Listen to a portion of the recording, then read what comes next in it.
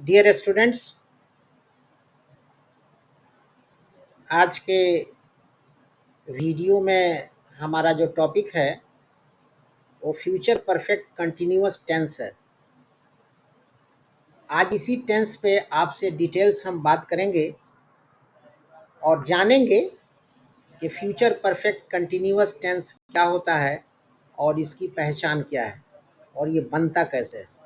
तो चलिए वीडियो को शुरू करते हैं और सबसे पहले इसकी पहचान देखते हैं। ठीक है, तो इस टेंस की पहचान, करेक्ट। तो चलिए पहचान देखिए। इस टेंस की पहचान ये है कि हिंदी सेंटेंस के अंत में ता रहा होगा, ती रही होगी, ते रहे होगे इत्यादि लगा रहता है। फिर इसको हम रिपीट कर रहे हैं। इस टेंस की पहचान ये है कि हिंदी सेंटेंस के अंत में ता रहा होगा, ती रही होगी, ते रहे होगे इत्यादि लगा रहता है। जैसे पहला सेंटेंस देखिए, वह खाता रहा होगा। देखिए पहले सेंटेंस में ता रहा होगा लास्ट में है और अंडरलाइन है। दूसरा सेंटेंस है वह खाती रही होगी, इसमें ती रही होगी लास्ट में है और अंडरलाइन है। और तीसरा सेंटेंस है वे खाते रहे होंगे, इसमें लास्ट में ते रहे होंगे लगा हुआ है और ये अंडरलाइन है। तो अगर किसी भी हिंदी सेंटेंस में ता रहा होगा, ती रही होगी, ते रहे होंगे इत्यादि लास्ट में लगा रहे, अंत में लगा रहे, तो आप समझ जाइएगा कि ये निश्चित रूप से फ्यूचर परफेक्ट कंटिन्यूअस टेंस है। क्लियर है? अब चलिए हम देखते हैं कि इस टेंस की सिंटैक्स क्या है। इस टेंस का सिंटैक्स क्या है, फॉर्मूला बड़ा इंपॉर्टेंट है। सिंटैक्स एक रास्ता है, एक राह है, एक डगर है और इसी डगर पे आपको चल के दिखाना है ताकि दिए हुए हिंदी सेंटेंस की करेक्ट इंग्लिश बन सके। क्लियर है? तो चलिए सिंटैक्स देखते हैं। सिंटैक्स है S plus will have been plus V plus ING plus O. फिर एक बार रिपीट कर रहे हैं सिंटैक्स को। S plus will have been plus V plus ING plus O. अब हमें देखना है कि सिंटैक्स के अंदर जो एस, वी और ओ लगा है ये क्या है। तो चलिए देखते हैं। एस को सब्जेक्ट कहते हैं, वी को वर्ब कहते हैं, ओ को ऑब्जेक्ट कहते हैं। इस प्रकार से हमको सिंटैक्स के मुताबिक एसवीओ प्राप्त हुआ। इसको आप दिमाग में रखिए, इसलिए कि जब आप किसी भी हिंदी सेंटेंस को इंग्लिश में परिवर्तित करेंगे, चेंज करेंगे या कन्वर्ट करेंगे, जो कहिए, तो आपको एसवीओ में चलना पड़ेगा। मतलब ये हुआ कि इंग्लिश सेंटेंस जब आप बनाएंगे तो आपको सबसे पहले सब्जेक्ट, उसके बाद वर्ब, उसके बाद ऑब्जेक्ट को रखना पड़ेगा। इसीलिए इसको एसवीओ कहा गया, सब्जेक्ट वर्ब ऑब्जेक्ट। क्लियर है? अब चलिए आगे हम देखते हैं कि किस सब्जेक्ट के साथ आप क्या लगाएंगे। तो इसके विषय में आया है कि आई के साथ विल हैव बीन लगेगा, वी के साथ विल हैव बीन लगेगा, यू के साथ विल हैव बीन, दे के साथ विल हैव बीन, पीएन के साथ विल हैव बीन। पीएन का अर्थ है प्लूरल नाउन, जैसे बॉयज है, ये प्लूरल नाउन है, उसके साथ विल हैव बीन लगेगा। एसएन यानी सिंगुलर नाउन, जैसे बॉय है उसके साथ विल हैव बीन लगेगा।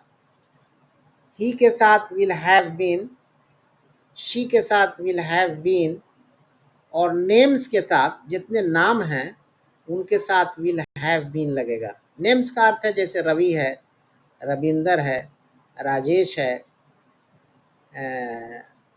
रजनीश है इत्यादि। तो इसके साथ विल हैव बीन लगेगा, नाम के साथ विल हैव बीन लगेगा। जैसे रवि है तो रवि विल हैव बीन, और सबके साथ plus V plus ING plus O लगेगा। वी को वर्ब कहते हैं और ओ को ऑब्जेक्ट कहते हैं। ये बड़ा इम्पोर्टेंट है चीज़, आपको हम बता रहे हैं।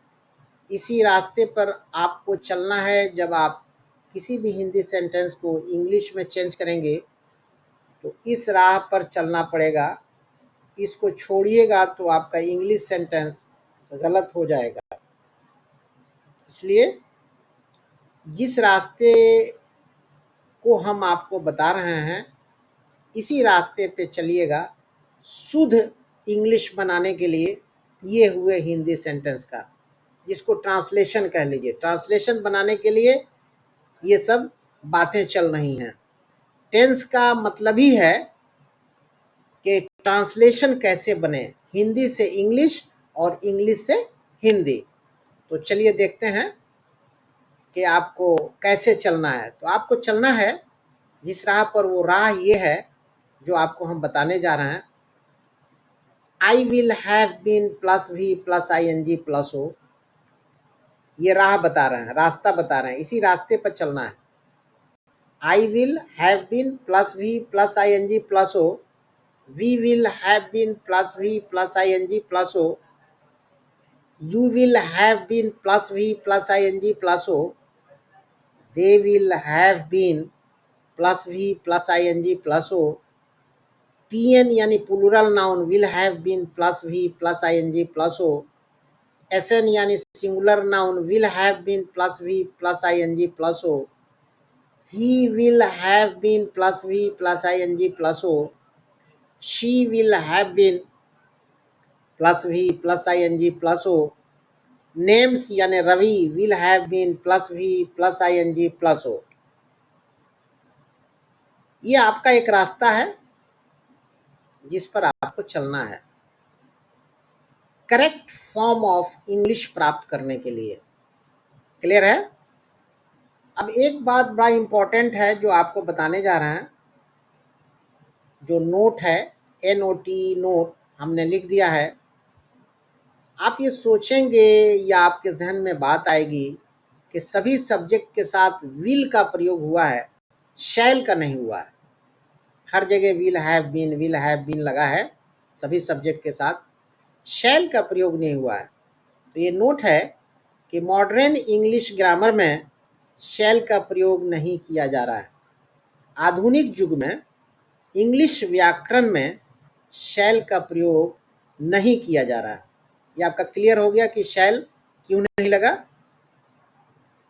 अब चलिए इस टेंस को बनाने का तरीका देखते हैं कि फ्यूचर परफेक्ट कंटिन्यूअस टेंस कैसे बनता है।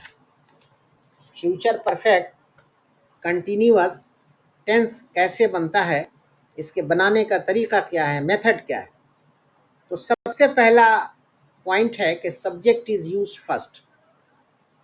माने हिंदी सेंटेंस से सब्जेक्ट का चुनाव करेंगे, इंग्लिश सेंटेंस में लाके उसको फिट कर देंगे सबसे पहले।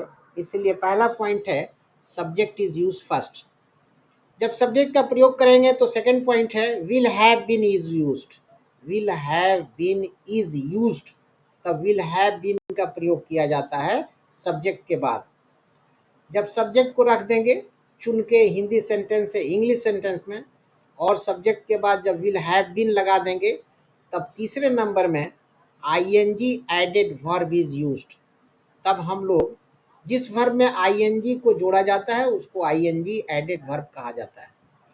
तब हम लोग आईएनजी एडेड वर्ब को माने वर्ब में आईएनजी जोड़कर इंग्लिश सेंटेंस में रख देंगे। ये तीसरा स्टेप है। उसके बाद से चौथा स्टेप है कि हिंदी सेंटेंस से ऑब्जेक्ट को लेंगे और लास्ट में इंग्लिश सेंटेंस के ऑब्जेक्ट को रख देंगे। तो सबसे पहले सब्जेक्ट का प्रयोग करेंगे, सब्जेक्ट के बाद विल हैव बीन लगाएंगे, तब आईएनजी एडेड वर्ब का यूज करेंगे, तब अंत में ऑब्जेक्ट को रख देंगे। सब हिंदी सेंटेंस से उठा के हम रखेंगे। ठीक है। अब आपका ये इंग्लिश सेंटेंस शुद्ध यानी करेक्ट बन के तैयार है, रेडी है। अब चलिए हम एक एग्जाम्पल लेते हैं जिसके माध्यम से आपका कंसेप्ट और क्लियर हो जाएगा। एग्जाम्पल है, वह एक आम खाता रहा होगा। अब देखिए ये हिंदी सेंटेंस में वह एस यानी सब्जेक्ट है, आम ओ यानी ऑब्जेक्ट है, खाता भी यानी वर्ब है। वो एक आम खाता रहा होगा, इसमें एसओ भी हमको मिला, एसओ भी मिला। और जब कोई हिंदी सेंटेंस को इंग्लिश में चेंज करते हैं तो पहले आपको हम बता चुके हैं कि उसको एसवीओ का रूप देना होगा। माने हिंदी सेंटेंस एसओवी में मिल रहा है और जब उसको इंग्लिश में चेंज करेंगे तो हम आपको एसवीओ के रूप में ही चेंज करना होगा। हमको एसवीओ के रूप में ही चेंज करना होगा, माने एसओवी को एसवीओ में बदलना होगा। इसके लिए क्या करना होगा, वह एक आम खाता रहा होगा, तो इसको उलट दीजिए। जब उलटिएगा तो ऑटोमेटिकली एसवीओ मिल जाएगा। जैसे वो एक आम खाता रहा होगा, तो उलटिए। अब हम उलट रहे हैं, वो खाता रहा होगा एक आम। अब चलिए इसकी इंग्लिश बनाते हैं, इसी की उलट के अंग्रेजी बनाएंगे। वो खाता रहा होगा, इसकी अंग्रेजी होगी ही, देखिए सब्जेक्ट है। उसके बाद नियम के अनुसार विल हैव बीन लगाएंगे, तब सब वर्ब में आईएनजी जोड़ के इस्तेमाल करेंगे। He will have been eating, माने आईएनजी एडेड वर्ब है ये। ठीक है, ईटिंग जो है आईएनजी एडेड वर्ब है, तो ही विल बी ईटिंग, वो खाता रहा होगा क्या, एक आम। तब आम की अंग्रेजी यहाँ लग देंगे, ए मैंगो।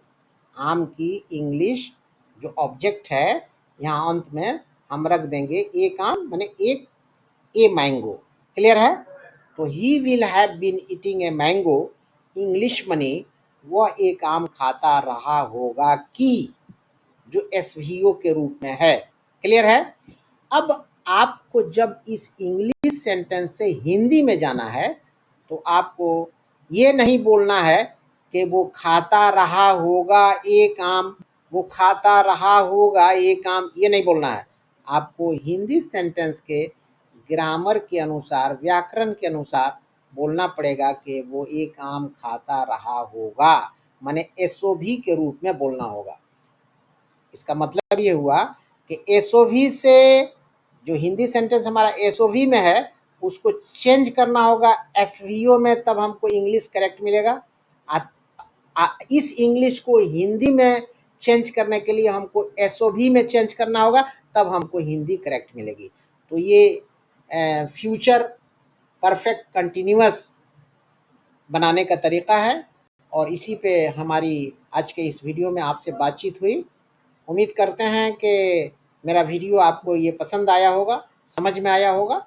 अगर मेरा वीडियो पसंद आया है, समझ में आया है, समझ में आया है तो इसे लाइक कर दीजिए और चैनल पे अगर न्यू है तो काइंडली सब्सक्राइब भी कर दीजिए और अपने दोस्तों में शेयर भी कर दीजिए, भेज दीजिए अपने दोस्तों को। शेयर का मतलब अपने दोस्तों को भेज दीजिए, फॉरवर्ड कर दीजिए, ताकि आपके दोस्त भी हमारे वीडियो को देखकर लाभान्वित हो जाएं।